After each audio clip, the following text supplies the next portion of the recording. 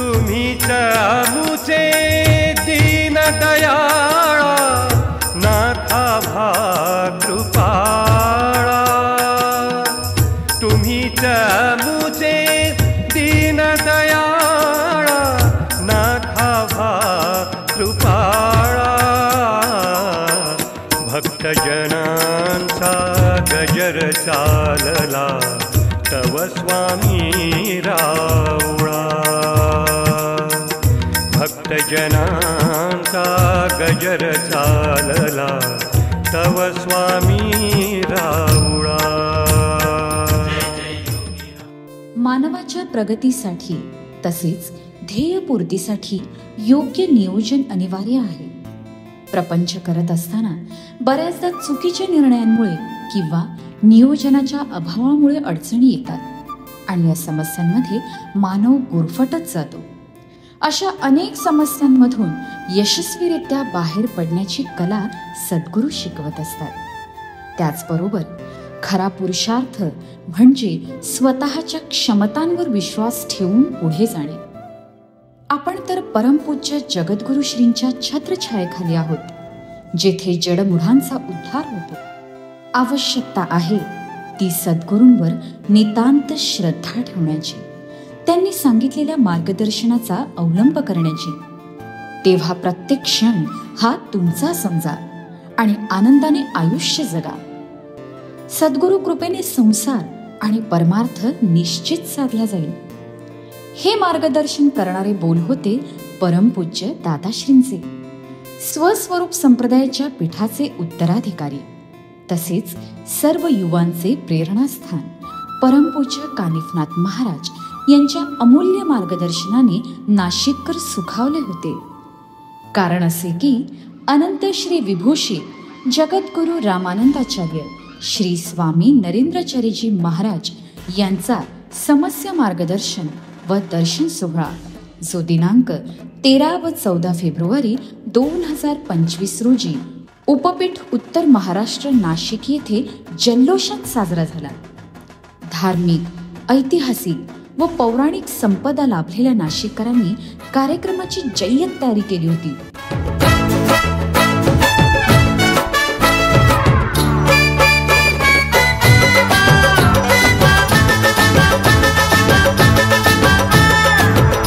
ढोल पथकाचा निनाद व विविध सांस्कृतिक देखाव्यांनी नटलेल्या मिरवणुकीने परमपूज्य दादाश्रींचे भव्य स्वागत करण्यात आले।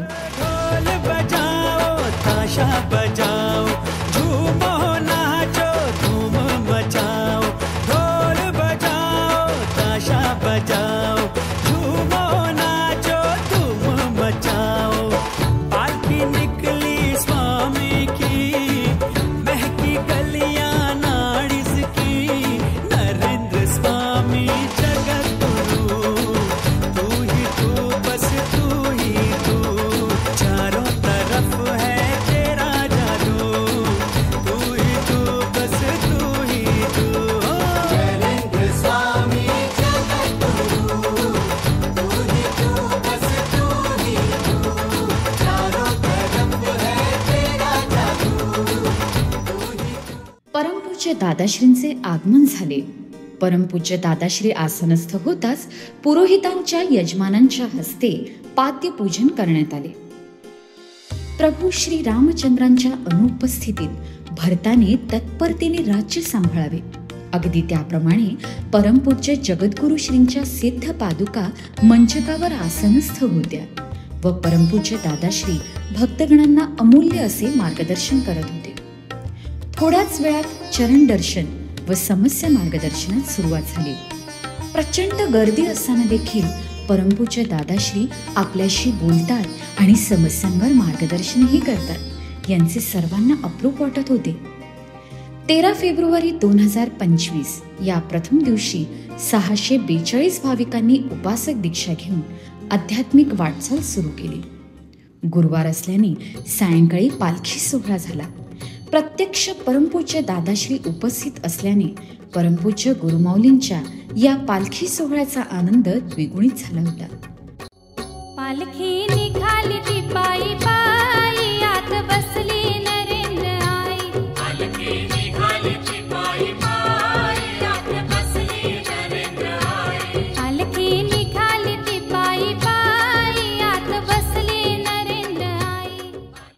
नाशिकमधील महत्त्वाचे धार्मिक स्थळ म्हणजेच रामकुंड या ठिकाणी परमपूज्य दादाश्रींनी सर्वांच्या उपस्थितीत गंगापूजन तसेच गंगा आरती केली.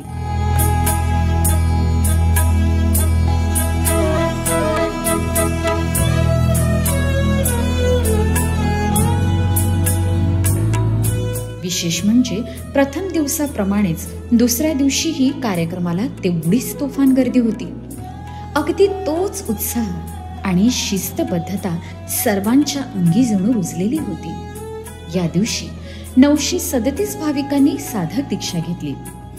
या कार्यक्रमात युवांचा सहभाग वाखाणण्याजोगा होता.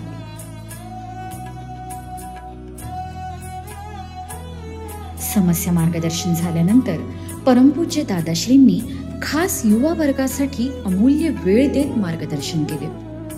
वैयक्तिक जबाबदारी व सेवा करताना तसेच दैनंदिन जीवनात देखील समन्वय कसा साधावा हे समजावले. कॅपॅसिटी वाढते. तुम्हाला माहिती 2 सूर्यनमस्कार ज्यावेळी तुम्ही मारता त्यावेळी कंटाळा येतो, पण 2 नंतर 3 मारू शकता, 3 नंतर 4 मारू शकता, नंतर 5, 6. तसं तुम्ही जेवढं स्वतःवरती प्रेशर टाकता हळूहळू तुमच्या शरीराला, तुमच्या मनाला, तुमच्या मेंदूला ती सवय लागते तो ताण सहन करायची. एका बाजूने म्हणता आयुष्यामध्ये खूप मोठं व्हायचं आहे, एका बाजूने म्हणता खूप मोठं म्हणजे एकदमच मोठं व्हायचं आहे. मग एका माणसासमोर जर 4 माणसं असतील तर 4 माणसांना हँडल करायला किती ताकद लागेल? आपण समजे 10%.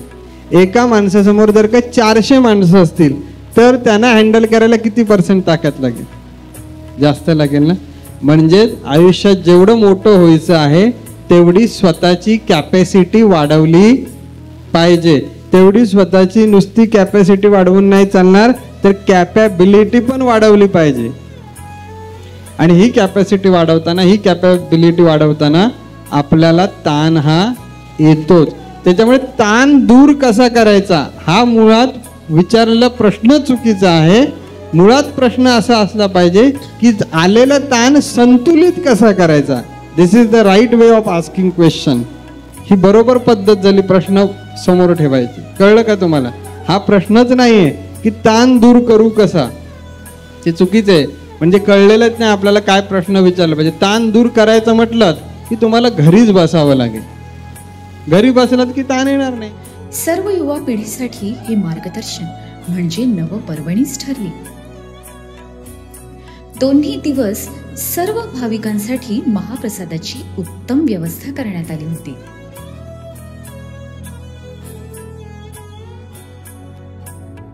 उत्तम नियोजन, शिस्त आणि कार्यकर्त्यांचे कष्ट यामुळे हा सोहळा 20 ते 25,000 भाविकांच्या उपस्थितीत रंगला होता. या 2 दिवसीय आध्यात्मिक सोहळ्याचा अंतिम टप्पा देखील तितकाच विलोभनीय ठरला. मग सांगता आरती झाली. परमपूज्य दादाश्रींनी सर्वांना हसतमुखाने आशीर्वाद दिले व पुढील कार्यक्रमासाठी तेथून प्रस्थान केले. श्री गुरुदेव.